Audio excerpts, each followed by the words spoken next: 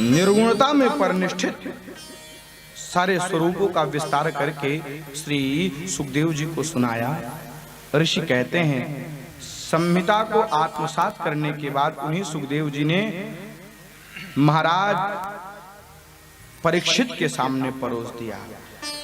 जैसे ही सुखदेव जी से परमहंस की बात आई तो सबने पूछा, रे ऐसे प्रभु सुखदेव जी 7 दिन तक कैसे सुनाए, परीक्षित को श्राप कैसे लगा, इन सारी कथाओं को विस्तार पूर्वक आप हमें सुनाइए भक्तवत्सल भगवान की जय। सूत जी कहते हैं यदा मृधे कौरवशं जयाना वीरे स्वतो वीरगतिं गतेषु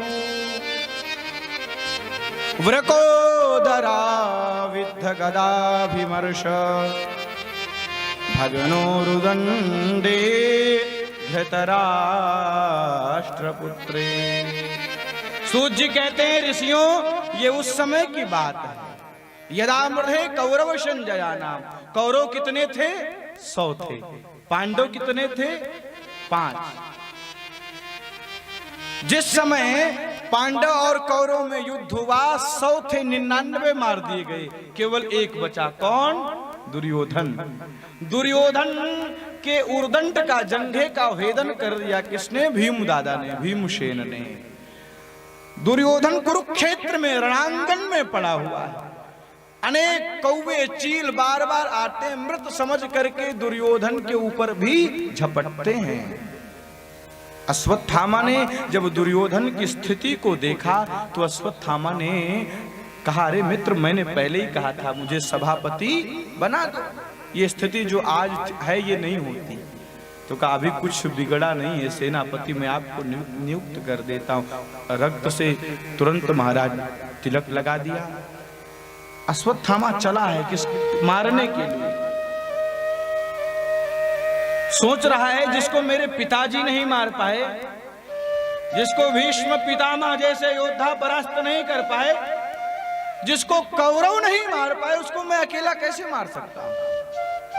तो काक उल्लूकन न्याय को देखा। क्या? दिन में उल्लू को नहीं दिखाई देता, दिन में कौवे ने उल्लू पर आक्रमण किया, उल्लू परास्त हो गया। लेकिन रात्रि का राजा उल्लू होता है। रात्रि में उल्लू ने कौवों पर आक्रमण किया। तो इस न्याय को देखा कि ऐसे तो मैं मार नहीं सकता, लेकिन यदि मैं मारना चाहूं तो सोते हुए पांडवों को मैं मार सकता हूं। काक उल्लूकन न्याय को देखते हुए आगे बढ़ा है। लेकिन आपको बता दें जिसकी रक्षा मेरे परमात्मा करें उसको कोई बिगाड़ मिटा नहीं सकता है।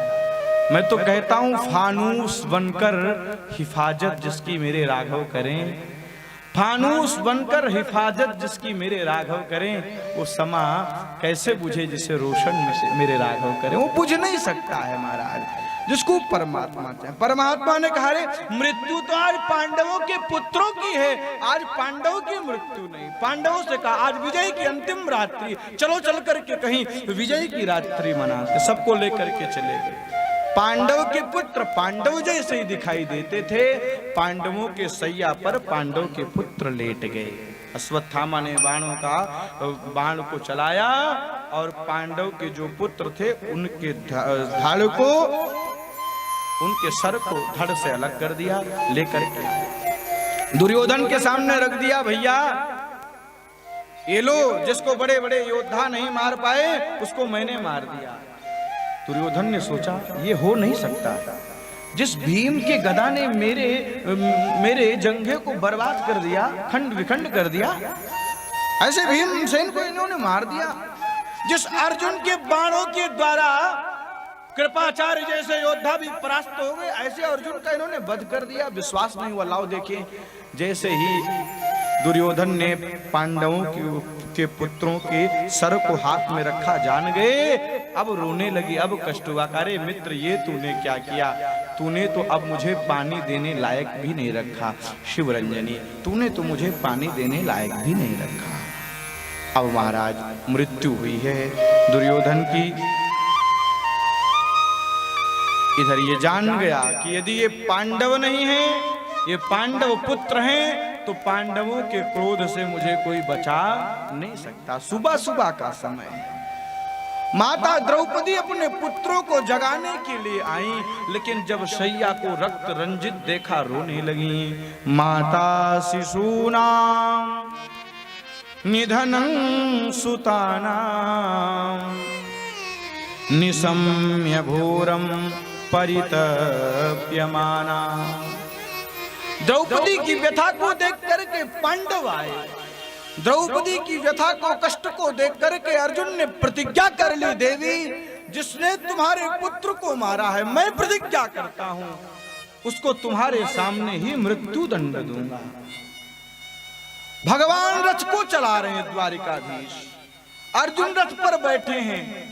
अर्जुन को आते हुए जब अश्वत्थामा ने देखा तो ब्रह्मास्त्र का प्रयोग किया। एक बार अर्जुन डर गए। भगवान ने कहा, अर्जुन तुम्हें ब्रह्मास्त्र चलाना भी आता है, लौटाना भी आता है। ब्रह्मास्त्र से टकराया, अंत में तो एक बाण से बंदी बना लिया है अश्वत्थामा को। लेकिन आपको बताएं, ये भागवत कथा में दिव्य चरित्र है देवी द्रौपदी का। जैसे ही बंदी बना करके देखा, एक पुत्र को नहीं, जिसके 5 पुत्रों को इस दुष्ट ने मारा। द्रौपदी ने जैसे ब्राह्मण पुत्र को देखा, द्रौपदी जी कहती हैं, अरे आर्य ये तुमने क्या किया? मुच्यतामेष ब्राह्मणो नितरां गुरुः। मुच्यतामेष ब्राह्मणो नितरां गुरुः। आपके बच्चे को कोई मारेगा तो आप उसको क्या करेंगे? बदले में क्या करेंगे? आप भी दंड देना चाहेंगे। लेकिन एक नहीं, जिनके 5 पुत्रों को मार दिया है अश्वत्थामा ने। ऐसी द्रौपदी की जब दृष्टि पड़ी तो द्रौपदी कहती है, ये आर्य ये तुम क्या कर रहे हो? ये तुम किसको बंदी बना लिए? ये कौन है पता है? ये तुम्हारे गुरु के पुत्र हैं। और तुमको पता नहीं, गुरु के ना रहने के बाद उनका पुत्र ही गुरु के समान होता है। क्यों? आत्मा वही जायते पुत्र, आत्मा ही पुत्र के रूप में जन्म लेती है। अरे तुम भूल गए, जिन्होंने तुम्हें श्रेष्ठ धनुर्धर बनाया उन्हीं के पुत्र ये अश्वत्थामा है, और इनको तुमने बंदी बना लिया।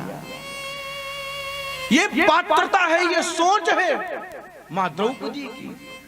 द्रौपदी कहती है, अरे मेरे पुत्र नहीं है, कोई बात नहीं, मैं तो आपके सहारे रह लूंगी। लेकिन आपने मां कृपी के विषय में सुना है? आहा, अरे इनके पिता द्रोणाचार्य को तो आपने पहले ही मार दिया है, वो इनके सहारे हैं, और यदि आप इनको भी मार दोगे तो वो अपना जीवन किसके सामने बिताएंगी? ये सोच है मां द्रौपदी। द्रौपदी की बात को सुनकर के युधिष्ठिर जी ने कहा, द्रौपदी सत्य कह रही है, इनको छोड़ दो। भीमसेन ने कहा, अर्जुन ये दुस्साहस मत करना, तुम छोड़ दोगे तो मैं मार दूंगा। अब 2 लोग कह रहे हैं छोड़ दो, 2 लोग कह रहे हैं तुम छोड़ दोगे तो मैं मार दूंगा। व्यक्ति जब फंसता है तब परमात्मा के पास जाता है। अर्जुन परमात्मा के पास गए, कहा प्रभु क्या करना चाहिए? प्रभु ने कहा, आपको बताएं, ब्रह्म बंधुर न हंतव्य। अर्जुन, ब्राह्मण कितना भी पतित क्यों ना हो जाए, उसको मारना नहीं चाहिए। लेकिन आतताई बधारना, छोटी छोटी बालिकाओं के साथ कुछ गलत कार्य करने वाला ब्राह्मण ही क्यों ना हो, अर्जुन उसे मार देना चाहिए। आतताई बधारना। अर्जुन ने कहा, एक तरफ कह रहे हो कितना भी पतित हो उसको मारना नहीं चाहिए, और एक तरफ कह रहे हो कितना भी पापी हो उसे छोड़ना नहीं चाहिए। अब तो महाराज मैं क्या करूं, आप कुछ ऐसे बताओ। संभावित कहूं अपजस लाहू, मरण कोट सम दारुण दाहू। बात याद आ गया, ब्राह्मण का केवल अपमान कर दिया जाए तो मृत्यु के समान ही दंड होता है। अपमान कर दिया, कैसे अपमान? मणि जो थी उस मणि को निकाल लिया। रक्त से तुम्हें स्नान कराऊंगा, तो मणि के निकालने से जो रक्त निकला उससे अपनी प्रतिज्ञा को भी पूर्ण कर लिया। अश्वत्थामा वहां से अपमानित होकर के चला है, मृत्यु के समान कष्ट है। गोविंद ने कहा, अब मुझे जाना है,